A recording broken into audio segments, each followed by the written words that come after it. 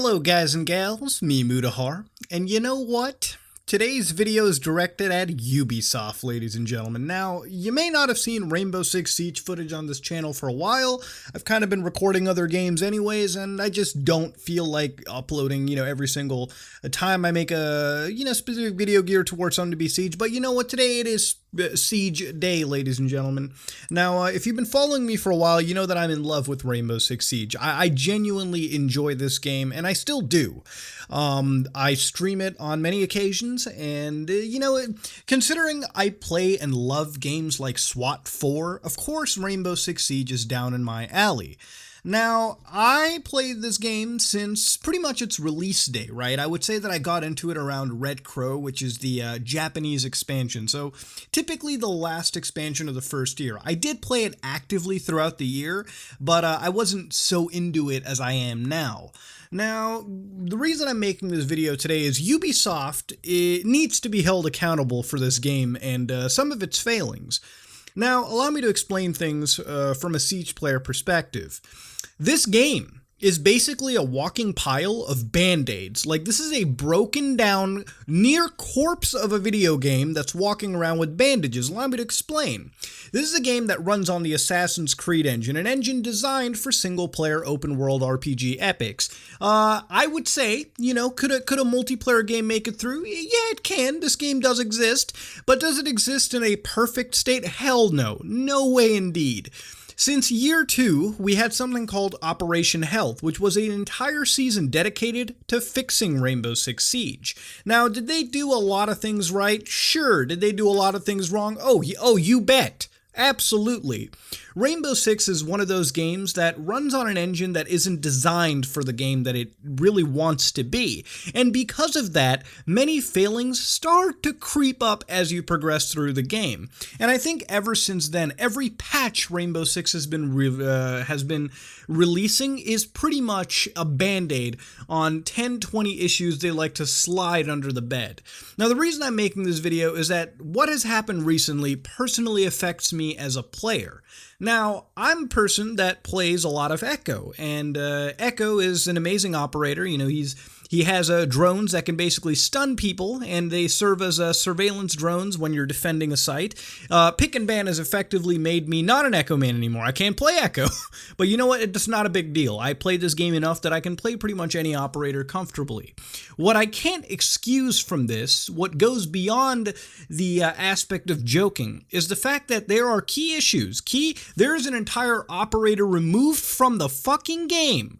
An operator some people actually have paid for, me included. I paid for the year pass. There have been defender gadgets absolutely removed. Allow me to explain some of these things.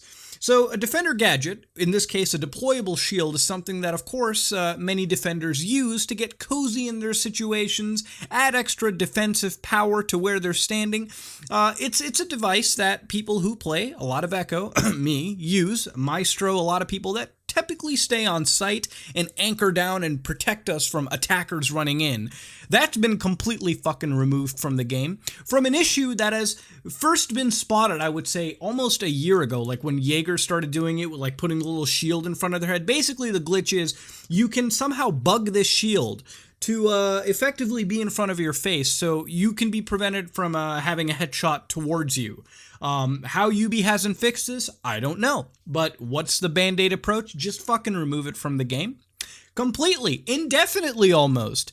Ubisoft has removed a key item from the game. They haven't given any roadmap as to how it's going to get fixed. Just it's gone. We're going to have to test and see, despite the fact this game's community has risen astronomically, despite the fact that they have technical test server events constantly that I'm a part of, despite all of that, despite all of the data they've accumulated, all we can do is really remove devices.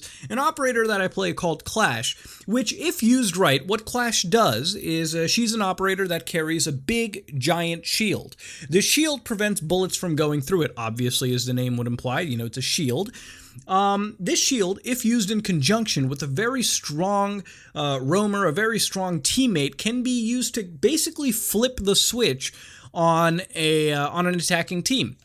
it's such a game-changing operator that it actually does change the meta to an extent. While some people like to shit on Clash and not use Clash all the time, she has a lower pick rate than Tachanka for all I know.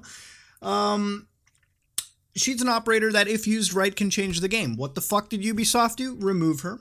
What was the Clash bug? They removed her because of a bug. What did the bug do? Well, apparently, in some fucking weird way, picking up barbed wire in this game, I shit you not, the way you pick up barbed wire could actually cause you to have your shield on permanently all the time. So what this means is Clash could whip out a fucking sidearm, and the game would treat it as if she had a shield. Put two and two together, she's gonna wipe people while we can't wipe her back. So they've left pretty game-breaking bugs into the game. Now, the reality of it is that this is a game that, again, like I said in the beginning, has bandages every season applied to it.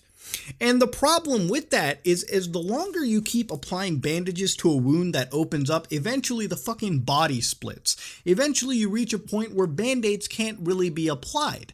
See, every season this game gets updated, and it gets told that, you know what? Hey, we implemented new things to make the game experience smoother. It's all a crock of shit sometimes, I swear, because the more and more this game gets updated, the more and more older issues begin to arise. You know, every season is marked by that one bug everyone can remember. There was one season that the aspect of setting up a barricade while playing as Castle, an operator that can set up bulletproof barricades, could lag the game to no extent. No matter what system you were on, you would go down to 5 frames per second. And the thing is, with the Rainbow Six Siege YouTube community, you have a lot of these people sharing these bugs, bringing more attention to it. So you got little kids watching the videos on YouTube, going into actual ranked matches and doing this, and fucking the ranked match overs for people who want to play it legitimately like me and my friends. The thing is, I would be okay with that. But I have lost countless games to fucking bugs and errors.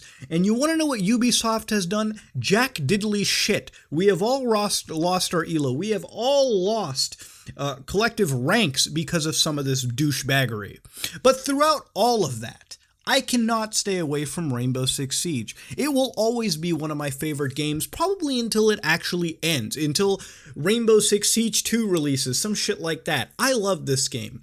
I love this game because it's a fun game to stream. It's a fun game to show you guys gameplay of, and it's made me meet lifelong friends that I enjoy.